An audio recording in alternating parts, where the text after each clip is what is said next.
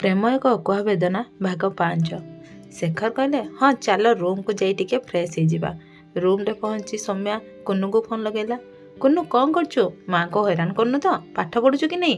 କାଲି ସକାଳୁ ଉଠି ସ୍କୁଲ ଯିବୁ। ହଁ ମାମା ତମେ ଚିନ୍ତା କରନି। ପାପା କାହାନ୍ତି ମାମା? ତୋ ପାପା ଏଇଠି କହି ସୌମ୍ୟା ଶେଖର ଆଡ଼କୁ ମୋବାଇଲ ବୁଲେଇ ଦେଲା। ସୌମ୍ୟା ହାତରୁ ମୋବାଇଲ ନେଇ ଶେଖର ସୋନାଲି ସହ ଗପିବାରେ ଲାଗିଗଲେ। ସୌମ୍ୟା ସେ ଭିତରେ ଫ୍ରେଶ୍ ହୋଇ ବାହାରକୁ ଆସିଥାଏ। ଶେଖରଙ୍କ ନଜର ତା ଉପରେ ପଡ଼ିବା ମାତ୍ରେ ଘଡ଼ିଆ ଅନେଇ ରହିଗଲେ। ହାଲକା ନୀଳ ରଙ୍ଗର ଶାଢ଼ୀରେ ସେ ବହୁତ ସୁନ୍ଦର ଦେଖାଯାଉଥାଏ। ସୋନାଲି ଲାଗୁଥାଏ ପାପା କ'ଣ ହେଲା? ମୋ ମାମା ବହୁତ ସୁନ୍ଦର ଦେଖାଯାଉଛନ୍ତି କି? ସୌମ୍ୟା ଏତକ ଶୁଣି ପଛକୁ ବୁଲି ଦେଖିଲା ତ ଶେଖର ତାକୁ ହିଁ ଦେଖୁଛନ୍ତି। ଶେଖରଙ୍କ ଆଖି ସହ ମିଶିଲା ପରେ ସୌମ୍ୟା ଆଖି ତଳକୁ କରିନେଲା। ଜେଜେ ଆଉ ମାଆଙ୍କ ଧ୍ୟାନ ରଖିବୁ ଧନ, ଲଭ୍ ୟୁ ବଚ୍ଚା କହି ଶେଖର ଫୋନ୍ ରଖିଲେ। ସୌମ୍ୟା ସହଜ କରି ଯାଇ କହିଲା କୁନୁ ମନ ଇଚ୍ଛା ଗପୁଛି, ତା ମନକୁ ଯାହା ଆସୁଛି କହିଯାଉଛି। ଶେଖର ସୌମ୍ୟାର ପାଖକୁ ଯାଇ ପଛପଟେ ଠିଆ ହୋଇ ଦର୍ପଣରେ ସୌମ୍ୟା ମୁହଁ ଦେଖି କହିଲେ ମୋ ସୋନାଲି ଠିକ୍ କହିଛି, ସତରେ ଆଜି ତୁମେ ବହୁତ ସୁନ୍ଦର ଦେଖାଯାଉଛ। ଏତିକି କହି ଶେଖର ୱାସରୁମ୍ ପଳେଇ ଗଲେ ଫ୍ରେଶ୍ ହେବାକୁ। ସୌମ୍ୟା ସେମିତି ହିଁ ଦର୍ପଣରେ ନିଜ ମୁହଁକୁ ଦେଖି ଶେଖର କହିବା କଥା ଭାବୁଥାଏ ଆଉ ଲାଜେଇ ବି ଯାଉଥାଏ। ଶେଖର ଫ୍ରେଶ୍ ହୋଇ ବାହାରକୁ ଆସି ଦେଖନ୍ତି ତ ସୌମ୍ୟା ସେମିତି ହିଁ ଦର୍ପଣ ସାମ୍ନାରେ ଠିଆ ହୋଇ ରହିଛି। ନିଜ ମନଟାକୁ ଅକ୍ତିଆର କରିନେଇ ମନେ ମନେ କହିଲେ ପାଖରେ ଥିବା ସବୁ ଜିନିଷ ଯେ ନିଜର ଏହା ଭାବିବା ଭୁଲ। ତାପରେ ସୌମ୍ୟା କହିଲେ ତମ ସରିଲାଣି କି ନାହିଁ? ଦର୍ପଣ ସାମ୍ନାରେ ସେତେବେଳେ ଠିଆ ହୋଇ କ'ଣ ଦେଖୁଛ? ଦର୍ପଣ ବି ଲାଜିଯିବ। ସୌମ୍ୟା ଶେଖରଙ୍କ ଡାକରେ ପ୍ରକୃତିତ ହୋଇ କହିଲା ହଁ ଚାଲ ଯିବା। ଶେଖରଙ୍କୁ ନ ନେଇ କହିଦେଇ ନିଜ ପର୍ସ ଧରି ଆଗ ରୁମ୍ରୁ ବାହାରିଗଲା। ଶେଖର ବି ସୌମ୍ୟା ପଛେ ପଛେ ଚାଲିଲେ। ମାର୍କେଟରେ ପହଞ୍ଚିବା କ୍ଷଣି ସୌମ୍ୟା କହିଲା ମାର୍କେଟ ତ ଆସିଛେ, ଚାଲ ସମସ୍ତଙ୍କ ପାଇଁ କିଛି କିଣି ନେବା।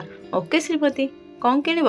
ସେଇଠି ଶଙ୍ଖା ବିକ୍ରି ହେଉଛି, ଚାଲ ସେଇଠିକି ଯିବା କହି ସୌମ୍ୟା ଶେଖର ହାତ ଧରି ଆଗେ ଆଗେ ଚାଲିବାକୁ ଲାଗିଲା। ଆଉ ତା ପଛେ ପଛେ ଶେଖର ଟାଣି ହେଇ। କିଛି ସମୟ ପାଇଁ ଯେମିତି ସମୟ ହିଁ ଅଟକି ଗଲା ଭଳି ଅନୁଭବ ହେଉଥିଲା ଶେଖରଙ୍କୁ। ଚାରିଆଡ଼େ ନିସ୍ତବ୍ଧ ଆଉ ସୁନସାନ, ସବୁ ଲୋକ ନିଜ ନିଜ ଜାଗାରେ ଅଟକି ଯାଇଛନ୍ତି ଯେମିତି। କେବଳ ସୌମ୍ୟା ଆଉ ସେ ସୌମ୍ୟାକୁ ହିଁ ଅନେଇ ଆଗକୁ ବଢ଼ି ଚାଲିଛନ୍ତି। ଏଇଟା କେମିତି ଲାଗୁଛି? ଭଲ ଲାଗୁଛି ନା? ଶେଖରଙ୍କୁ ବୁଝିବାକୁ ବାକି ରହିଲାନି ଯେ ସେ ଚାଲି ଚାଲି ସ୍ୱପ୍ନ ଦେଖୁଛନ୍ତି। ପୁଣି ଥରେ ସୌମ୍ୟା ପଚାରିଲା ଭଲ ଲାଗୁନି କି? ତାହେଲେ ଠିକ୍ ଅଛି, ତମେ କିଛି ପସନ୍ଦ କର ସେଇଟା ମୁଁ ନେଇଯିବି। ଆରେ ନା ନା, ଏଇଟା ସବୁଠାରୁ ଅଧିକ ସୁନ୍ଦର ହେଇଛି, ୟାକୁ ହିଁ ନିଅ। ଶଙ୍ଖା ବିକୁଥିବା ସ୍ତ୍ରୀ ଲୋକଟି କହିଲା ମା ହାତକୁ ଏଇଟା ବେଶ୍ ମାନିବ। ବାବୁ ତମ ନିଜ ହାତରେ ମାଆକୁ ପିନ୍ଧେଇ ଦିଅ। ଶେଖର ମୋ ମୌକା ଛାଡ଼ିବାକୁ ଚାହୁଁନଥିଲେ, ତଥାପି ସେ ସୌମ୍ୟାକୁ ଦେଖିଲେ। ଯେତେବେଳେ ସୌମ୍ୟା ନିଜ ମୁଣ୍ଡକୁ ହଲେଇ ହଁ କହିଲା, ଶେଖର ଆଉ ଡେରି ନ କରି ସୌମ୍ୟା ହାତରେ ଚୁଡ଼ି ପିନ୍ଧେଇ ଦେଲେ।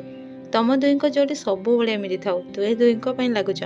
ସ୍ତ୍ରୀ ଲୋକଟି କଥାରେ ଶେଖର ଆଉ ସୌମ୍ୟା ପରସ୍ପରକୁ ଚାହିଁବାକୁ ଲାଗିଲେ।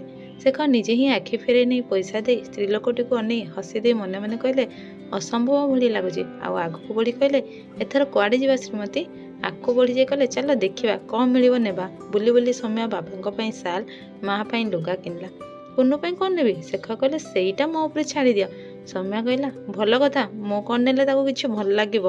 ତମେ ହିଁ କିଣ ତା ପାଇଁ। ଶେଖର କ୍ରେଡ଼ିଟ୍ ନେଇ କହିଲେ ଝିଅ କାହାର? ହଠାତ୍ ସୌମ୍ୟା ଚୁପ୍ ହେଇଗଲା।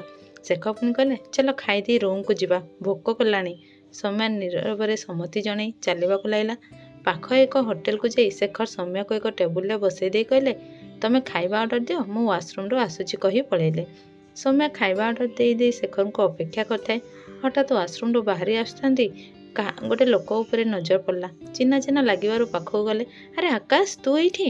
ଆରେ ସାଙ୍ଗ ଏମିତି ଦେଖା ହବ ବୋଲି ଭାବିନଥିଲି, କେମିତି ଅଛୁ? ଶେଖର କହିଲେ ହଁ ଭଲ ଅଛି। ଆଗ କହ ତୁ କ'ଣ କରୁଛୁ ଏଇଠି? ଗୋଟେ କେସ୍ ପାଇଁ ଆସିଛି, ଆକାଶ କହିଲା। ଆଉ ଓକିଲ ସାହେବଙ୍କର କିଛି ନାହିଁ, ଖାଲି କେସ୍। ଦୁହେଁ ହସିବାକୁ ଲାଗିଲେ ଶେଖରଙ୍କ କଥାରେ।